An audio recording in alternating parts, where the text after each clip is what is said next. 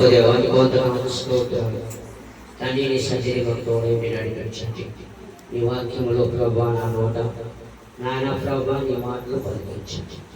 వినగల సేవలు గ్రహించుకునే మనసు దయచించి తండ్రి నాన్న ఎన్నికలేని వాడిని ఎందుకు పలికాను వాడిని నువ్వు నన్ను నిలబెట్టుకొని నువ్వు నాతో మాట్లాడుతున్న ప్రతి ఒక్క మాట తండ్రి బిడ్డల హృదయాలు కదిలించి యేసునామములో అడుగుతున్నాం తండ్రి. ఆమేన్. హల్లెలూయా. మీ అందరికీ వందనాలు. అయితే మొదటి దినాన్న 29 ఉదయాన్న ఏ వాక్యం చెప్పారు? ఉదయం 29వ తారీఖులో ఏ వాక్యము?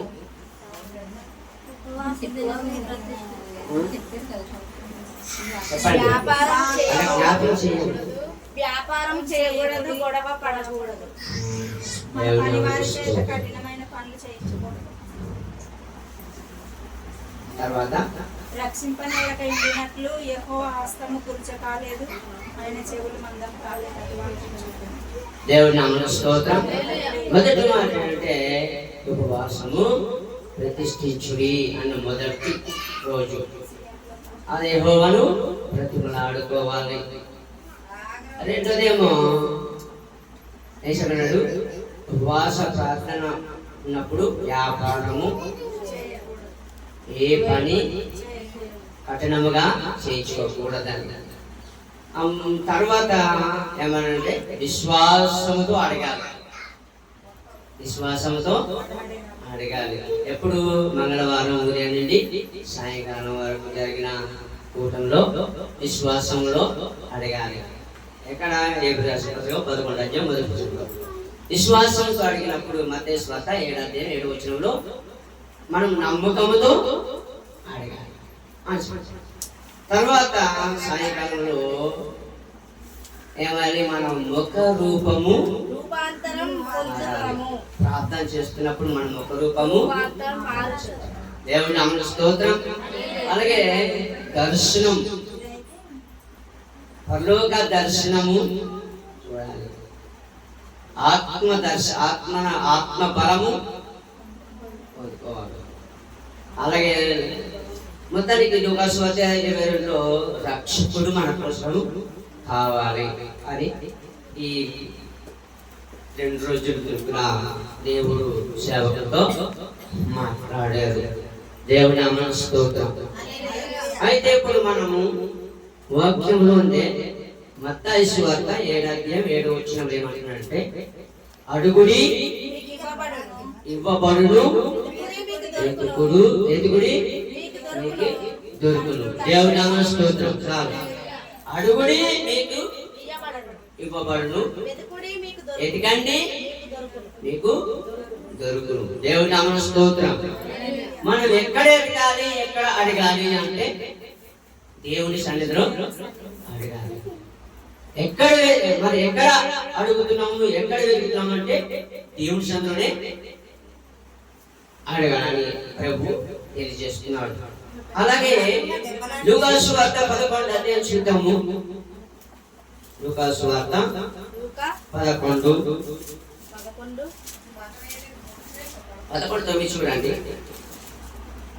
అటువలే మీరును అడుగుడి, ఎలాగనమన్నాడు? అటువలే మీరును అడుగుడి ఇవ్వబడును, ఎత్తుకుడి దొరుకుడు, తట్టుడి తీయబడును అన్న మాటలో అటువలనే, ఎటువల, ఎలాగా, ఏ విధంగా అడగాలి, ఏ పరిస్థితిలో అడగాలి, దేనికోసం అడగాలి అని అనుకునేటప్పుడు ఆయన చెప్పిన ప్రతి ఒక్క మాట మనం జ్ఞాపకం చేసుకోవాలి. ప్రియులారా, ఆయన అడుగుడి ఇవ్వబడిన అన్నప్పుడు మనము ఆలోచన చేసి మనము మన హృదయంలో అడగాలి, హృదయములో నింపుగా అడగాలి. అప్పుడు అడిగినప్పుడు ఆయన చూడండి ఏం అడుగుతున్నానంటే 9:13 చదవండి ఒకసారి. అక్కడ 13 వచ్చిన కింద చూడు. 13 తండ్రి తన్ను అడుగు వారికి పరిశుద్ధాత్మను ఏమి చెడ్డ పరలోకమందున్న మీ తండ్రి తన్ను అడుగు వారికి పరిశుద్ధాత్మ ఎంతో నిశ్చయముగా అనుగ్రహించేను. చూడండి ఏంటి అడగమన్నాడు దేవుడి సన్నిధిలో? పరిశుద్ధాత్మ అడగమన్నాడు. పరిశుద్ధాత్మ అడగమన్నాడు. అలాగే పరిశుద్ధాత్మ శక్తి నా మీద కుమ్మరించి ప్రభువాని అడగమన్నాడు. మనం ఏం అడగాలి? పరిశుద్ధాత్మ గురించి నా నామము నిమిత్తం మీరు ఏ అడుగుతో అది మీకు చేయగలను అని చెప్తాడు కదా. యోహాను సువార్త చూడండి, యోహాను సువార్త 9వ అధ్యాయము 2వ వచనం చూద్దాము. యోహాను సువార్త 9:2. ఆయన శిష్యులు బోధకుడా వీడు గురుట్టువాడై పుట్టుటకు ఎవడు పాపం చేశాను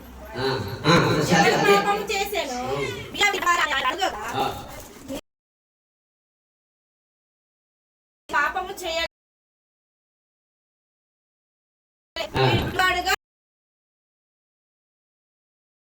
నన్ను చుండవలను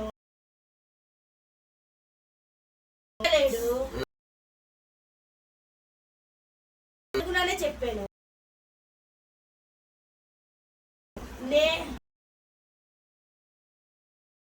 చేసి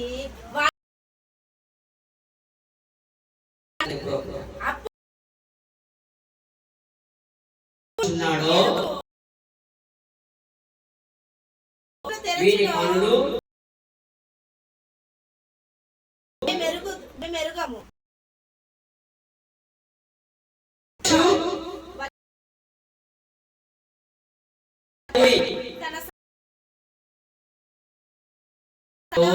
దేవుని స్తోత్రం. ఏం చెప్తున్నారంటే ఇక్కడ వచ్చిన వాడు కాబట్టి చూడండి, అక్కడ యేసుక్రీస్తు ప్రభువారు ఆయన గుడ్డితనంగా ఉన్నప్పుడు ఆయన కన్నులు ముట్టి స్వస్థపరిచినప్పుడు ఆయన వెళ్ళిపోయారు యేసు ప్రభువారు. అక్కడ ఉన్న పరిశీలు అలాగే వచ్చి అడుగుతున్నారు, నువ్వు ఎలాగ చూపు పొందావు అని అడుగుతున్నారు. అడిగినప్పుడు ఆ చూపు పొందిన వాడికే తెలియదు, ఎందుకంటే ఆయన వెళ్ళిపోయారు కాబట్టి. అప్పుడు ఆ తల్లిదండ్రులు అడుగుతున్నారు ఏమనంటే, మీ బాబు ఎలాగ చూపు పొందాడు అంటే ఆ తల్లిదండ్రులు అంటారు, ఆయన వయసు వచ్చిన వాడు కాబట్టి ఆయనే అడగండి, ఆయనే చెప్తాడు. ఇప్పుడు కొన్ని విషయాల్లో మనం ఏం చెప్తాము, అమ్మ నీ పేరు అని మరి ఆ కుమార్తెకు అడిగితే అది చెప్పక ముందే మనం ఏం చెప్తాము? తల్లిదండ్రులు మా కుమార్తె పేరండి, ఆ పేరండి అని చెప్తాం. ఎందుకు? ఆమె వీడొచ్చింది కాబట్టి ఆమె ఆ పేరు చెప్పాలి. కానీ మొదలు నువ్వే చెప్పేస్తే మరి ఆవిడేం చెప్తుంది? అందుకనే తల్లిదండ్రులు ఏమన్నారు, ఆయన వీడొచ్చిన వాడు కాబట్టి ఆయనకే అడగండి, ఆయనే చెప్తాడు దాన్ని కనుపరుచుకోవడానికి. అందుకని అడుగుడి ఇవ్వవాడు, వెతుకుడి దొరుకునని మాటలో ఎలాగ అడగాలి అంటే పరిశుద్ధాత్మను వధువ లేకుండా అడగాలి, పరిశుద్ధాత్మను నింపుగా అడగాలి. వాక్యానుసారంగా తెలియజేస్తుంది. అయితే మనం దేవుడు అడగమని పెద్ద వాటిని అడుగుతాం అన్నారు కదా, అంటే పెద్ద వాటిని అడుగుతాం. కానీ నిజంగా చూసినప్పుడు మనం ఏది అడగమన్నాడు? పరిశుద్ధాత్మ పరములో అడగమన్నాడు.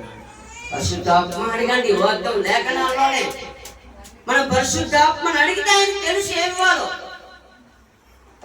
ఆయన తెలుసు.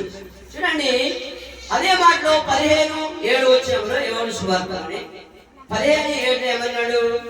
15వ అధ్యాయం 7వ వచనంలో నా యందు మీరును మీ యందు నా మాటలు నిలిచి ఉండిన యెడల ఏది ఇష్టమో అడుగుడి, అది మీకు అనుగ్రహింపబడును. హల్లెలూయా. ఏది ఇష్టమో అడుగుడి అంటే ఏది ఇష్టమో అడగమన్నప్పుడు ఏది పడుతుందా అడిగడం కాదు, ఏది పడుతుంది